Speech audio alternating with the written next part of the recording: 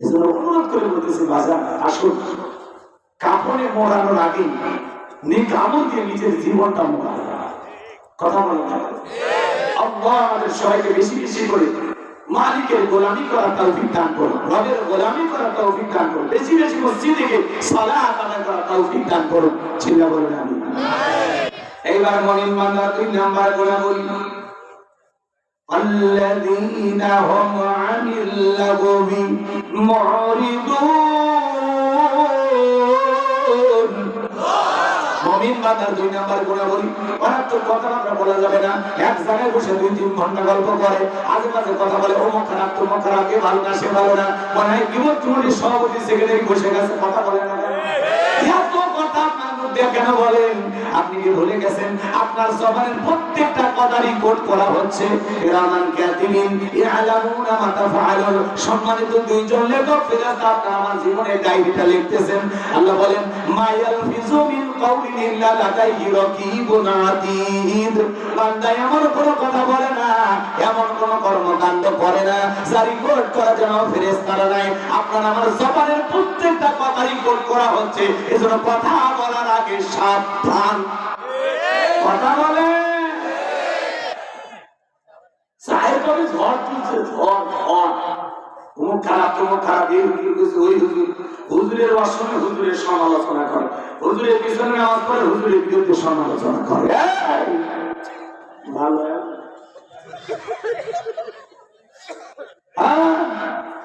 একজন এসে আমার কাছে, হুজুর আপনি আজকে একটু গান টান গান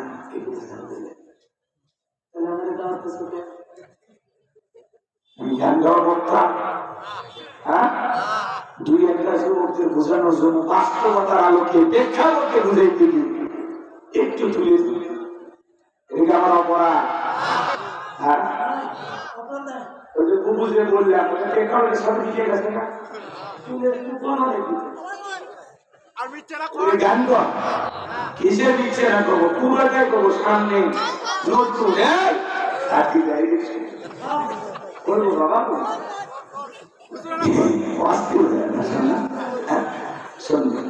এই যে সমালোচনা আমাদেরকেও দাওয়াত দেয়, আবার উল্টো আমার বুঝায়, তাহলে দাওয়াত দেওয়ার দরকার ছিল?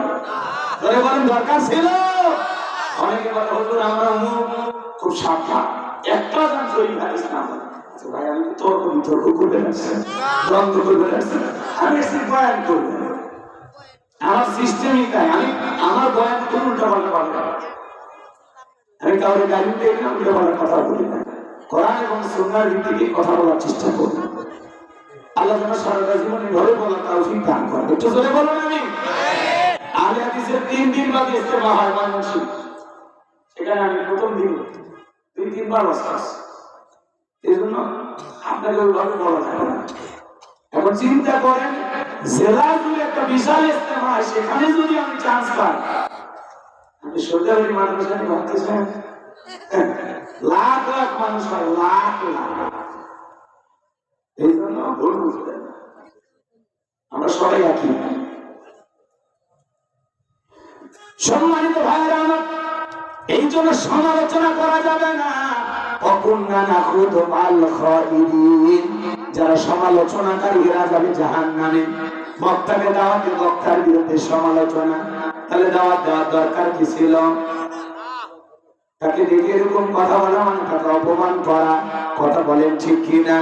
এজন্য ভাবিয়া করিও কাজ, করিয়া ভাবিও না। দাওয়াত দেওয়ার আগে চিন্তা করা লাগবে মালটা দেশি না বিদেশি, আমাদের সাথে মেলে না মেলে না, ওই কথা চিন্তা ভাবনা করে আপনাকে দাওয়াত দিতে হবে। কথা বলেন ঠিক কিনা?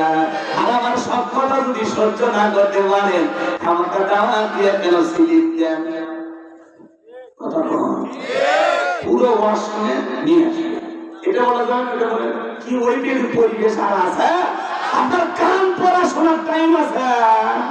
এখন আমরাই সরকার, এখন তো অন্তর্বর্তীকালীন সরকার না, এখন তো প্রধানমন্ত্রী কেউ না।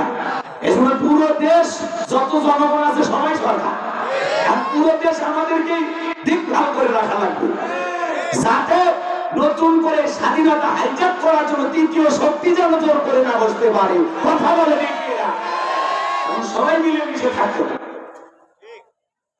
সরকার একাই দেশ চালাতে আমাদের সহযোগিতা না থাকলে সেটা বোঝা যায় সবাই কি না না ওইটা না ওইটা যেটা বলতেছেন হুজুর আপনার এমপি না ওইটা আমরা বলতেছি মিলে মিশে থাকবো কেউ যেন অশান্তি সৃষ্টি না করতে পারবে মানে আমরা সবাই মিলে মিশে থাকবো সরকার যারা আছে ভবিষ্যতে কাদেরকে বানাবে ওটা আপনাদের বিষয় ওটা আপনারা চিন্তা ভাবনা করে রাখেন ঠিক আছে সামনের দিকে যায় আমার ভাইরা তার মানে অনার্থক কথাবার্তা বলা যাবে না আজেবাজে কথা বলা যাবে না মুমিন বান্দা জবান দিয়ে সে কথা বলবে যে কথা বললে সব হয় আজেবাজে কথা বলা যাবে না এত কথা বলেন তো আপনি চুপ থাকেন মাংস মাতা না যা চুপ থাকলে আপনি নাজাত পাবেন আল্লাহু আকবার বলেন এজন্য জবান দিয়ে যা খুশি তাই বলা যাবে না জবান দিয়ে কথা বলার আগে একটু হিসাব করা দরকার আছে না না তাহলে মুমিন বান্দা জবান দিয়ে কথা বলবে ততটুকু প্রয়োজন যতটুকু প্রয়োজনের অতিরিক্ত কথা বলা যাবে না মুমিন বান্দার 3 নম্বরে গুণাবলী অনর্থক কাজ করা যাবে না মুমিনের একটা কথা মুমিন সিনেমা হল বানাবে না যাত্রা গানের আয়োজন করবে না গানের কনসার্ট দেবে না মদের বাদ দিবে না সিনেমা হল বানাবে না মুমিনের একটা কথা মুমিন মসজিদ বানাবে মাদ্রাসা বানাবে ইমাম বানাবে কবরস্থান বানাবে রাস্তার মধ্যে ফলের গাছ লাগায়া দেবে পুকুরের ঘাট বানায় দিবে গরিব দুঃখী মানুষের মাঝে কম্বল বিতরণ করবে গরিব দুঃখী অসহায় মানুষের মুখে খাবার তুলে দিবে মুমিনের টাকা ভালো কাজে ব্যয় হবে কথা বলেন ঠিক কিনা আর ওরা এই দেশের মানুষের টাকা নিয়ে যেই দেশের মানুষ খাইতে পারে না ডাস্টবিনের খাবার পুড়ে খায় রেল স্টেশনে বাড়ি নাই ঘর নাই ঘুমায় কত নারী 500 টাকার বিনিময়ে দেহটা বিক্রি করে নিজের পেটের খাবার জোগাড় করে সেই দেশে যারা ভাস্কর্যের নামে বিলাসিতা করে 4,500 কোটি টাকা খরচ করেছে প্রত্যেকটা টাকার হিসাব একদিন আল্লাহর কাছে দিতে হবে এই ভাস্কর্য মানে কি করেছেন 5 আগস্টে ভাস্কর্যের মাথায় উঠে মানুষ পেশাব করছে আপনার বাবার সম্মান কমছে না বাড়ছে ভাস্কর্য না বানাইয়া এই দেশে কত মসজিদ মাদ্রাসা দুরবস্থা যদি মসজিদ মাদ্রাসা গুলো সুন্দর করে দিবেন কত গরিব এতিম অসহায় খাইতে পারে না তাদের মুখে যদি খাবার তুলে দিবেন কত মানুষের বাসস্থান নাই বাসস্থানের যদি ব্যবস্থা করে দিতেন কত বেকার যুবক আছে তাদের যদি কর্মস্থানের ব্যবস্থা করে দিতেন 4,500 কোটি টাকা দিয়া দেশের কল্যাণে ইসলামের কল্যাণে যদি ভালো ভালো কাজ করতেন বিকাশ হয়ে আপনার বাবার কবরে সব পৌঁছে যেত আপনারা বলেন ভাস্কর্য এটা মুসলমানের কালচার না এটা মুসলমানের সংস্কৃতি না কথা বলেন ঠিক না এগুলো ইহুদি মুশরিক বেঈমানদের কালচার কথা বলেন ঠিক না ভাস্কর্য মানে রাস্তার উপরে লেখা রাখেন সুবহানাল্লাহ আলহামদুলিল্লাহ আল্লাহু আকবার লা ইলাহা ইল্লাল্লাহ যত মানুষের নজর পড়বে আল্লাহকে স্মরণ করবে তাসবিহটা পাঠ করবে আপনার আমলনামায় সব লেখা হবে যিনি তিলাওয়াত করবে তার আমলনামাতে সব লেখা হবে আনা করে কি বানায় না বানায় খুঁজে পায় না খালি শেখ মুজিব রাগ করতেছেন না ভাস্কর্য আমরা বানাবো না আগামীতে যারা আসবেন তাদেরকে আমরা বলবো খবরদার এগুলো বানাইয়া টাকা নষ্ট করবে ওই টাকা দিয়ে দেশের যুবকদের কর্মস্থানের ব্যবস্থা করতে হবে অসহায় মানুষদের জন্য কাজ করতে হবে কথা বলে ঠিকই না রাগ করেন আমার কথা কি রাগ করেন খারাপ কিছু কইলাম ভাইরা আমার গভীর মনোযোগ কথাগুলো শুনবেন তাহলে মুমিন বান্দা সমাজে সেই কাজ চালু করবে যেই কাজ চালু করলে সব হবে জোরে বলেন কি হবে এ যুবক মুমিন বান্দা 2 নাম্বার গুণাবলী মারাত্মক জিনিস শ্রবণ করা যাবে না কানের ভিতরে ইয়ারফোন লাগায় গান শোনো রূপবান নাচে কবর দোলাইয়া আল্লাহর ফেরেশতারা কবরে নে পিটাবে ঝোলাইয়া সিরাজগঞ্জের এক যুবক রেল লাইন পার হয়ে যায় কানের ভিতরে ইয়ারফোন লাগাইয়া ট্রেনে এসে ধাক্কা মেরে 3 টুকরা করে ধুয়ে গেছে মরার পরে কানের ভিতরে ইয়ারফোন লাগানো ছিল এখন কবরে যা ফেরেশতারা তোর জায়গা মতো বাদ্যযন্ত্র বাজাবে কথা বলেন ঠিক না এই গান আল্লাহ গান শোনার জন্য দেয় নাই হক্কানি ওলামা ইকরামদের বয়ান শুনতে হবে ইসলামী সঙ্গীত শুনতে হবে কোরআন তেলাওয়াত শ্রবণ করতে হবে কথা বলেন ঠিক না এজন্য মুমিন বান্দা 2 নাম্বার গুণাবলী ওয়াল্লাযীনা হুম আনিল লাগবি মুরিদুন অনর্থক কথাবার্তা বলা যাবে না অনর্থক কাজ করা যাবে না অনর্থক জিনিস শ্রবণ করা যাবে না সেইটা বলবো যেটা বললে সব হয় সেই কাজ চালু করব যেই কাজ চালু করলে সব হয় সেইটা শ্রবণ করব যেটা শুনলে সব হয় এক কথায় সব আছে যেখানে জোরে বলেন সব আছে যেখানে আর গুনাহ আছে যেখানে সকল গুনাহ থেকে আল্লাহ আমাদের বেঁচে থাকার তৌফিক দান করুন। যদি বলেন আমিন, আরেকটু চিল্লায় বলেন আমিন। এইবার মুমিন বান্দার 3 নাম্বার গুণাবলী, ওয়াল্লাযীনা হুম লিয-যাকাতি ফাঈলুন, ওয়াল্লাযীনা হুম লিয-যাকাতি ফাঈলুন। মুমিন বান্দার 3 নাম্বার গুণাবলী, আল্লাহ যদি মুমিন বান্দাকে নিসাব পরিমাণের সম্পদের মালিক বানায়া দেয়, মুমিন বান্দাকে আল্লাহ যদি ধনী বানায়া দেয়, মুমিন বান্দা সক্রিয়ভাবে হিসাব করে করে বছরে যাকাত দেবে একবার। জোরে বলেন কয়বার? কয় লাখ টাকার, কয় হাজার টাকা যাকাত আসে, কয় কোটি টাকার, কয় লক্ষ টাকা যাকাত আসবে। মুমিন বান্দা সক্রিয়ভাবে হিসাব করে করে বছরে একবার যাকাত দেবে। যাকাত দেওয়া নফল না ফরজ? এই যুবকে যে 4 নাম্বার গুণাবলীতে যুবকদের অবস্থা, 3 নাম্বার চলতেছে না, এর পরিচয় এসে লাভ করতেছেন আপনারা। যুবক একটু কথা বলো, ইল্লাহি তাকবীর। তাহলে যাকাত দেওয়া নফল না ফরজ? নামাজ আদায় করা যেমনি ফরজ, যাকাত দেওয়া তেমনি ফরজ। যাকাত আসছে দারিদ্রতা বিমোচন করার জন্য, যাকাত আসছে অভাবমুক্ত সমাজ রাষ্ট্র দেশ গড়ার জন্য, যাকাত আসছে রাস্তার পারে গাছতলায় পারে 10 তলা তার ব্যবধানকে দূর করার জন্য, যাকাত আসছে রাস্তাঘাটে পড়ে থাকা অসহায় মানুষের মুখে হাসি ফোটায়া তাদের অধিকার প্রতিষ্ঠিত করার জন্য। আল্লাহু আকবার। শুনেন, বাংলাদেশের অর্থনীতি যাকাত ভিত্তিক না সুদ ভিত্তিক? সুদ ভিত্তিক অর্থনীতি হালাল না হারাম? এই হারাম অর্থনীতিটা করছেন কালে বাংলাদেশকে দারিদ্র মুক্ত করা যাবে না। যত নেতাই চাঁদাবাজি করুন, সুদ ভিত্তিক অর্থনীতি দিয়ে বাংলাদেশকে কোন নেতা দারিদ্র মুক্ত করতে পারবে না। এই সমাজ দারিদ্র মুক্ত হবে সেই দিন, যাকাত ভিত্তিক অর্থনীতি চালু হবে সেই দিন। এদিকে করেন, যাকাত ভিত্তিক অর্থনীতি চালু করে একটা যাকাত মন্ত্রণালয় চালু করা লাগবে।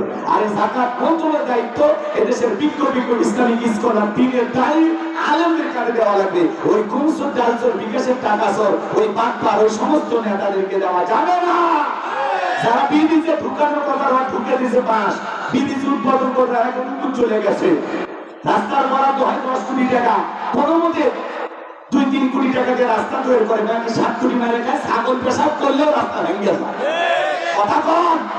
আর ওদের পিছনে আপনারা আমরা স্লোগান দিই, ওই ভাইয়ের চরিত্র ফুলের মতো পবিত্র, নামাজ পড়া একত্র, গাঁজা খাই পাঁচত্ব, ঘুম চুরিতে পাকাভক্ত, শয়তানের 1 নাম্বার ভক্ত, হুজুরদের জন্য খুবই শক্ত, সুজা খাই গরিবের রক্ত। পোস্টারে লেখা আছে গরিবের বন্ধু, ভোট দিয়ে দেখেন গরিবের 5 নাম্বার সুযোগ। পোস্টারে নিচে লেখা আছে সেবা করার সুযোগ দিন। আসলে ওইটা না লিখে লেখা রাখবি বড় হওয়ার সুযোগ দিন। আর নির্বাচনের আগে একটা সাইকেল কেনার টাকা নেই, সেই টাকা নির্বাচনে পাশ করে গাড়ি বাড়ি, শহরে একটা বাড়ি, ঢাকায় একটা বাড়ি, বাপরে বাপ, এত টাকা পায় কোথায়? জিবরাইল দিয়ে যায়। রাতে রাতে ধুলি গায়ে এমপি মন্ত্রী লক্ষ লক্ষ কোটি টাকা, 11 লক্ষ কোটি টাকা দুর্নীতি করে বিদেশে পাচার করেছে। এমপি মন্ত্রী 5 কোটি 10 কোটি টাকা দামে গাড়িগুলো গ্যারেজে পড়ে আছে, এমপি মন্ত্রী নাই। হাজার হাজার বিঘা জমি জোর করে দখল করেছিল, আজকাল কুত্তে ঘুরছে তা নাই। কথা বলেন, বড় বড় কথা বলতে এমপি মন্ত্রী আছে আছে। মন্ত্রীরা সব কোথায় গেল, এমপিরা সব কোথায় গেল, কোথায় কাদের কাকা? ওদের সারা দেশটা এখন লাগে ফাঁকা ফাঁকা। পালাবো না প্রয়োজনে। আছে আছে কি গাইলো? পালাবো না কি গাইলো? আছে আছে পালাবো না যাই না তাদের দেখা, ওদের সারা দেশটা এখন লাগে ফাঁকা ফাঁকা। আইন মন্ত্রী আটকে গেল আইনেরই ফাঁকে, দাড়ি সারা দরবেশটারে ভণ্ড ভণ্ড লাগে। শুনেছি ভাই কত নেতা নেত্রী খাইতেছে ভাই ডান্ডা, বিচারপতি কালা মানিকের ফাটিয়েছে নাকি আন্ডা। এটা আমার খবর না, মিডিয়ার খবর। এই বিচারপতি শামসুদ্দিন মানিক আল্লামা সাইদি হুজুরকে মৃত্যুদণ্ডের রায় দিয়েছিল। আমরা বলতে চাই ওই একই ট্রাইব্যুনালে বিচারপতি মানিককে মৃত্যুদণ্ডের রায় দিতে হবে। কথা বলে ঠিক না? এই বিচারপতি মানিক টকশোতে বসে আমার বোনকে অপমান করে রাজাকারের বাচ্চা বলেছিল, ছাত্র আন্দোলনের সবাইকে রাজাকারের বাচ্চা বলে গালি দিয়েছিল। এই দেশে 116 জন আলেমের তালিকা করে দুদকের কাছে জমা দিয়েছিল, আমার রোল নাম্বার ছিল 23, আমার সিরিয়াল কত?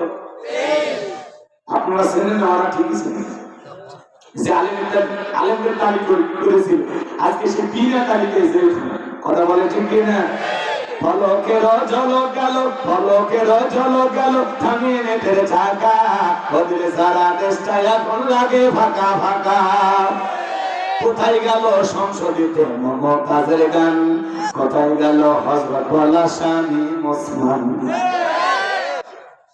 70 টাকা তাহাজ্জুদ পড়তো, বিরাট বড় আল্লাহর ওলি ছিল, 41 সাল পর্যন্ত টিকে থাকার স্বপ্ন দেখেছিল। 24 সালের 5 আগস্টে ভাগ্যে কি আছে আল্লাহর ওলিরা জানতো না। মাইক পেলে খেলা হবে, আজকে পুরো বাংলাদেশের মাঠ করে আছে, পাক্কা খেলোয়াড় নাই। ওরা পাক্কা দুর্নীতিবাজ, লুটে ফুটে খায়, দেশের টাকা বিদেশে পাচার করে বেগুন পাড়া বানাইছে, নেতা দেশি আর বাড়ি হলো বিদেশি।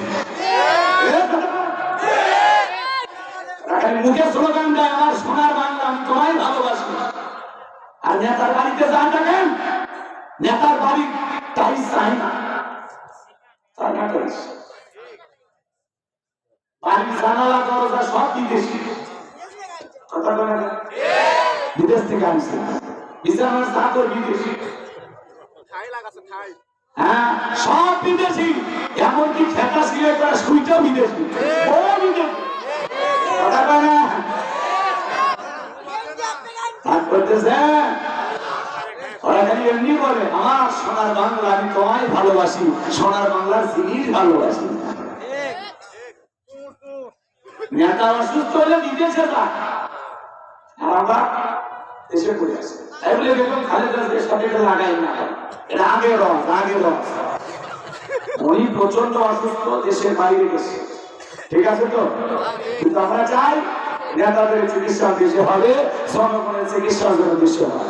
যখন নেতা হাসপাতালে যাবে তখন হাসপাতাল এমনি উন্নত হবে, কথা বলেন ঠিক কিনা? ওনারা মার্কেট করার জন্য বিদেশে যায়, আপনাদের এই দেশের কথা বলতেছেন, ভারতের ঘটনা রাগ করতেছেন মনে হয়। আলেমদেরকে দায়িত্ব দেওয়া লাগবে, কাদেরকে? কাদেরকে? যাকাত মন্ত্রণালয় পরিচালনা করবে আলেমেরা। আলেমেরা কি করবে? দেশের সমস্ত ধনীদের তালিকা করবে, ধনী যাকাত দেবে না, যাকাত আদায় করা হবে।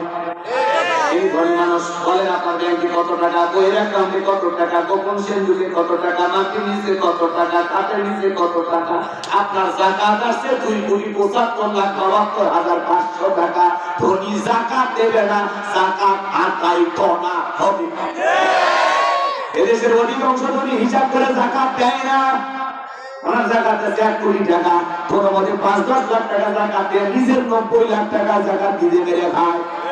ওনার যাকাত আছে 10 লাখ টাকা, কোনো মতে 2-3 লাখ টাকা যাকাত দিয়ে নিজের 6 লাখ নিজেই মেরে খায়, কথা বলেন ঠিক কিনা?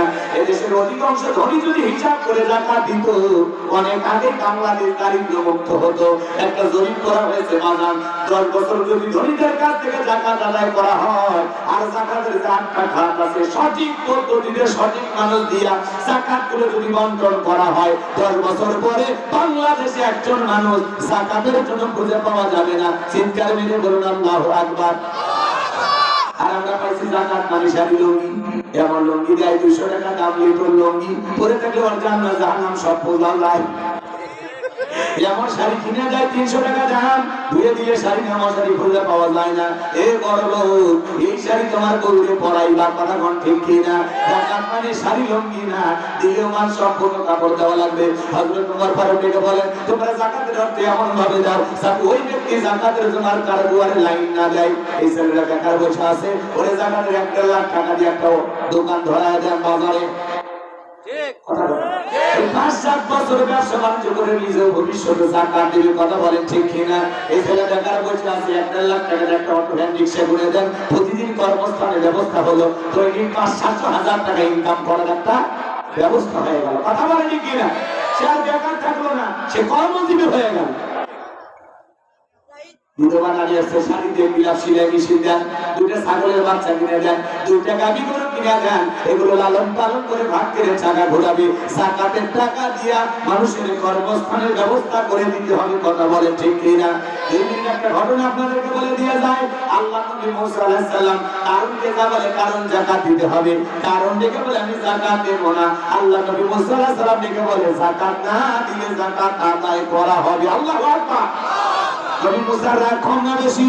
সেই নবী রেখে গেলে মাথার টুপি ভেদ করে চুলগুলো খাড়া হয়ে যায়। এইবার কারণে বলে পয়গম্বর রাগ করা লাগবে না, কত টাকা দেওয়া লাগবে? নবী মুসা রেখে বলে শতকরা 2.5%। বলে ঠিক আছে যান, আমার একটু হিসাব নিকাশ করার সুযোগ দেন। এইবার কারণ হিসাব নিকাশে পয়সা গেল। এই কারণকে আল্লাহ পাক এত সম্পদ দিয়েছিল বাজান, 70টা উট লাগতো চাবি বহন করতে। চাবি যদি এত হয় তালা কত, আর তালা যদি এত হয় সিন্ধুকে মাল কত, ছোট মাথায় ধরবে না। কারণ এইবার হিসাব নিকাশ করে দেখে সারাদিন সারা রাত হাজার হাজার কর্মচারী দিয়া যদি যাকাতের টাকা বিলানো হয়, এরপরে টাকা শেষ হবে না। এমনি তো কৃপণ, পায়ে সেন্ডেল দেয় না ক্ষয় যাবে বলে, গায়ে জামা পরে না ছিঁড়ে যাবে বলে, সেই কৃপণ কি এত টাকা যাকাত দিতে পারে? সেটা গভীর ষড়যন্ত্র করলো। এলাকাটা 2 নাম্বার মহিলা ছিল না, বলে শ্রদ্ধা। এই শ্রদ্ধা নামের পতিদের কাছে বলে শ্রদ্ধারে তোরে 2 বস্তা টাকা দেবো, বিনিময়ে আমাকে একটা কাজ করে দিতে হবে। অ্যাডভান্স হিসাবে আজকে 1 বস্তা দিলাম, আর আগামী কালকে সাক্ষী দেওয়ার পর আর 1 বস্তা টাকা দেবো, বিনিময়ে আমার এই কাজটা করে দিতে হবে। নবী মুসা আলাইহিস সালাম হাজার হাজার জনতার সামনে যখন আল্লাহর পরে মানুষকে দাওয়াত দেয়, আল্লাহর পরে আহ্বান করে, ওই ভরা মজলিসে দাঁড়ায়া একবার শুধু বলবি মুসা নবী দিনের বেলা করে আর রাতের বেলা আমি শ্রদ্ধার সাথে রাত কাটাই, বাস এতটুকু কথা বললে যথেষ্ট, বাকি যা করলে আমি করবো। শ্রদ্ধা যেহেতু 2 নাম্বার মহিলা রাজি হয়ে গেল। পরের দিন সকালবেলা আল্লাহ নবী মুসা আলাইহিস সালাম হাজার হাজার জনতার সামনে ওয়াজ করতেছে।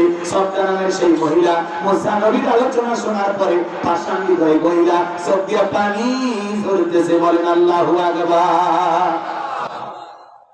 আর ইশারাতে বলে দাঁড়াও, বলেন একটু শুনি। এইবার 2 জন লোক পাঠা দিল, ওরা এসে সবটাকে জোর করে ভরা মজলিসে দাঁড় করা দিল। যখন কারো লাভ মেরে দাঁড়ায় বলে মুসারি ওয়াজ বন্ধ কর, টাকায় 2 নাম্বার মহিলা দাঁড়াইছে। মহিলাটা 2 নাম্বার 1 নাম্বার মুসা নবীকে জানে, রতনে রতন শ্রেণী। কথা বলেন, কথা বলেন। আজ দেখবেন আলেম ওলামা যখন হক কথা বলে, সুদের কথা, ঘুষের কথা, বিহাতের কথা বলে, একামতে দিনের কথা বলে, ডাইরেক্ট আলেমদেরকে হুমকি দিয়ে বলে হুজুর আপনার ওয়াজ বন্ধ করেন, আপনার ওয়াজ লাইন ছাড়া। হুজুরের ওয়াজ লাইন ছাড়া না, তোমার জীবন লাইন ছাড়া, তুমি একটা তার ছেড়া। আলেমদের হক কথা বলতে বাধা দেবে যারা, আবু জেহেলের অনুসারী তারা। কারণ কোরআন বন্ধ করার ষড়যন্ত্র করেছিল কাফেররা। আল্লাহ বলেন আল্লাযীনা কাফারু লা তাসমাউ লিহাযাল কুরআনি ওয়ালগাউ ফীহি লাআল্লাকুম তাগলিবুন। সূরা হামিম 26 নম্বর আয়াত। আল্লাহ তাআলা জানিয়ে দিলেন কাফেরদের স্লোগান ছিল লা তাসমাউ লিহাযাল কুরআন, কোরআন তোমরা শ্রবণ করো না। যেখানে নবী মুহাম্মদ সাল্লাল্লাহু আলাইহি ওয়াসাল্লাম কোরআনের আলোচনা করে, কোরআন তেলাওয়াত করে, সেখানে হট্টগোল সৃষ্টি করে, তালি বাজাও, শীষ দাও, যেভাবে হোক কোরআনের কথা বন্ধ করে দাও। আজ দেখবেন আলেমদের কথা বন্ধ করে দেওয়ার জন্য ষড়যন্ত্র করা হয়। এদেশের রত্ন ডক্টর মিজানুর রহমান আজহারী ভাই, যার কণ্ঠে কোরআনের কথা শোনার জন্য লক্ষ লক্ষ তরুণ যুবকেরা ছুটে যায়, এইটা দেখে এক মাজারপন্থী আলেম সাদিকুর রহমান, এরা একটু ভণ্ডামি করে, অন্য তরিকার মানুষ। আমার ভাইরা ডক্টর মিজানুর রহমান আজহারীকে অপমান করে বলেছেন, কেউ যদি আজহারীর কাল্লা এনে দেয় তার নাকি 10 লাখ টাকা দেবে। জোরে একটু বলেন নাউজুবিল্লাহ, আর একটু জোরে বলেন না নাউজুবিল্লাহ। একজন আলেম কি কথা বলতে পারে যে আজহারীর কাল্লা চাই? বলতে পারে? পারে না। সেই ভণ্ড পীর সাদিকুর রহমান ডক্টর মিজানুর রহমান আজহারী ভাইয়ের কাল্লা নেওয়ার জন্য 10 লাখ টাকা ঘোষণা করেছে। আমরা প্রশাসনকে বলতে চাই 24 ঘন্টার মধ্যে ওই পীরকে গ্রেফতার করতে হবে। করা বলে ঠিক কিনা? ডক্টর মিজানুর রহমান আজহারী ভাই এই দেশে এসে মাত্র 2টা প্রোগ্রামে কথা বলেছেন, পেকুয়া, কক্সবাজার আর যশোরে আদ্দিন ফাউন্ডেশনের উদ্যোগে যে 3 দিন ব্যাপী ঐতিহাসিক তাফসীরুল কোরআন মাহফিল হয়েছে। আগামী 10 তারিখ সিলেটে নতুন এক ইতিহাস সৃষ্টি হবে। আল্লাহু আকবার বলেন। যে মাঠে আল্লামা সাঈদী হুজুর কথা বলেছেন সেই মাঠে কথা বলবেন ডক্টর মিজানুর রহমান আজহারী। আল্লামা সাঈদী হুজুরের যোগ্য উত্তরসূরি হিসাবে ডক্টর মিজানুর রহমান আজহারী ভাইকে আল্লাহ কবুল করুন। ছেলেটা এক নতুন ইতিহাস সৃষ্টি হবে, লক্ষ লক্ষ মানুষ আল্লাহু আকবার বলে। বিশ্বাস হয় না আপনাদের? 10 তারিখে বলবা এসে গেছে, 10 তারিখ এসে গেছে না? রাগ করতেছেন আপনারা? তো ডক্টর মিজানুর রহমান আজহারী ভাই এদেশের রত্ন। তাকে নিয়ে যারা ষড়যন্ত্র করেছিল, দেশ থেকে বিতাড়িত করেছিল, 4.5 বছর এদেশে কোরআনের দাওয়াত দিতে দেয় নাই। আন্তর্জাতিক ভাবে আল্লাহ তাআলা তার এই গোলামকে কবুল করেছেন। তার দাওয়াত বন্ধ ছিল না। বিভিন্ন দেশ ঘুরে ঘুরে কোরআনের ফেরি করে করতেছেন। আল্লাহু আকবার বলেন। আমার ভাইকে নিয়ে যারা ষড়যন্ত্র করতেছে, এই মাজারপন্থী, বেদাতপন্থী, শিরকে লিপ্ত যারা, এরা উলামায়ে কেরামদের বিরুদ্ধে ষড়যন্ত্র করেছিল বিগত সরকার, তাদেরকে কোলে তুলে রাখত। এই মাজারপন্থীদেরকে খুব মহব্বত করত, ভালোবাসত। ওরা বুঝতে পেরেছে যে মানুষ যদি একবার ডক্টর মিজানুর রহমান আজহারী এবং উলামায়ে কেরামদের কণ্ঠে হক বুঝতে পারে, সত্যটা বুঝতে পারে, তখন আমাদের এই মাজারের ব্যবসা চলবে, এই ব্যবসায় ভাটি করে যাবে। এই জন্য ওরা ষড়যন্ত্র করতেছে। কথা বলে ঠিক কিনা? আমরা বলতে চাই, যারা ষড়যন্ত্র করেছিল তারা পরাজিত হয়েছে। হেরে যাবে ওদের হিংসা, জিতে যাবে আমাদের ভালোবাসা। মন্তব্য করে গন্তব্য ঠেকানো যায় না। তোমাদের মাহফিলে 2000 লোক হয় না, 500 লোক হয় না। এই জন্য ডক্টর মিজানুর রহমান আজহারী মাহফিলে 5-10 লাখ মানুষ কোরআনের কথা শুনতে যায়। এইটা দেখে অনেকের জলে কষ্ট হয়। এত লোক কোথা থেকে এলো? কথা কয়, ওরা ভাবে, ওরা ভাবে। এই জন্য আমরা বলতে চাই, এখনো সময় আছে, কাজা চুরি বন্ধ করে। একজন আলেম হয়ে আর একজন আলেমকে শ্রদ্ধা রেখে সম্মান রেখে কথা বলতে শিখো, না হইলে সামনে অনেক কপালে দুঃখ আছে। কাজা চুরি করা যাবে না। কথা বলে ঠিক না? সকল ঘরানার উলামায়ে কেরামদেরকে আল্লাহ পাক সঠিকভাবে এই দেশের দাওয়াতি প্ল্যাটফর্মে কাজ করা তৌফিক দান করুন। চিল্লা বলুন আমিন। আরেকটু চিল্লা বলুন আমিন। এই জন্য ডক্টর মিজানুর রহমান আজহারী ভাইকে নিয়ে যে বাজে মন্তব্য করেছেন, 10 লাখ টাকা ঘোষণা করেছেন, তার কাল্লা এনে দিতে পারলে আমরা প্রশাসনকে বলবো, ভাই এখনো সময় আছে। ডক্টর মিজানুর রহমান আজহারী ভাইয়ের ভক্তরা ময়দানে নামার আগে, আন্দোলন করার আগে এখনো সময় আছে। ওই পীরকে 24 ঘন্টার মধ্যে গ্রেফতার করে। কথা বলে ঠিক না? একটাই দাবি, গ্রেফতার করে। তাহলে সব মাজার পূজারীরা যারা বিরোধিতা করে এরা ঠান্ডা হয়ে যাবে। কেন আপনি আজহারী সাহেবের পিছনে গেছেন? কেন? যারা সমালোচনা করে এরা নিঃস্ব মনের মানুষ, এরা জীবনে আজহারী হতে পারবে না, কিন্তু সমালোচনা করে। আরে ভাই, আপনিও ডক্টর মিজানুর রহমান আজহারী ভাইয়ের মতো জনপ্রিয়তা অর্জন করেন, আপনিও চেষ্টা করেন। আপনার মাহফিলে লক্ষ লক্ষ শ্রোতা যাক, আমরা সেই দোয়া করি। আপনি আরেকজনকে দেখে কেন হিংসা করবেন? একদিনে মিজানুর রহমান আজহারী ভাই মানুষ ভালোবাসে, যুবকেরা পছন্দ করে, তার কথা মানুষের শুনতে ভালো লাগে, এই জন্যই যায়। কথা বলেন, আপনি একটু ভালো করে বলেন, চেষ্টা করেন, আপনারও জনপ্রিয়তা হবে ইনশাআল্লাহ। এগুলো জনপ্রিয়তা দেখলে অনেকের হিংসা হয়। কি হয়? হিংসা খুব খারাপ জিনিস। হিংসার আগুনে জ্বলে পুরো আপনি শেষ হয়ে যাবেন, কিন্তু আজহারী ভাইয়ের জায়গায় থাকবে। এই ধরনের 2-4টা ভণ্ড পীরের কথা বকবকিতে আর বাতাসে আজহারী ভাই কিচ্ছু হবে। আল্লাহু আকবার বলে। আল্লাহ পাক যেন আমার প্রিয় ভাই ডক্টর মিজানুর রহমান আজহারী ভাইকে সকল ষড়যন্ত্রের হাত থেকে হেফাজত করে। চিল্লা বলেন আমিন।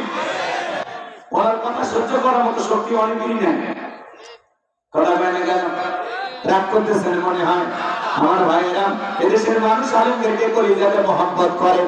কোরআনের পাখি আল্লামা সাঈদী হুজুরকে আপনারা যেভাবে ভালোবাসেন, সামনে উলামায়ে কেরাম যারা কথা বলবেন, ঠিক তাদেরকে আপনারা তেমনি ভাবে ভালোবাসবেন। আলেমদের প্রতি মহব্বত আর ভালোবাসা থাকলে বাজার, এই ভালোবাসা মহব্বত আপনাদেরকে কখনো গোমরাহি বানাবে না। কথা বলেন ঠিক কিনা? চলেন সামনের দিকে যায়। তাহলে আলেম ওলামা হক কথা বললে অনেকের সহ্য হয় না। আলেমদের হক কথা বলতে বাধা দিবে যারা, ডিজিটাল আবু জেহেল তারা। কি স্লোগান ছিল? যেখানে নবী মুহাম্মদ সাল্লাল্লাহু আলাইহি ওয়াসাল্লাম কোরআনের আলোচনা করবে, ওখানে হট্টগোল সৃষ্টি করে, তালি বাজাও, শীষ দাও,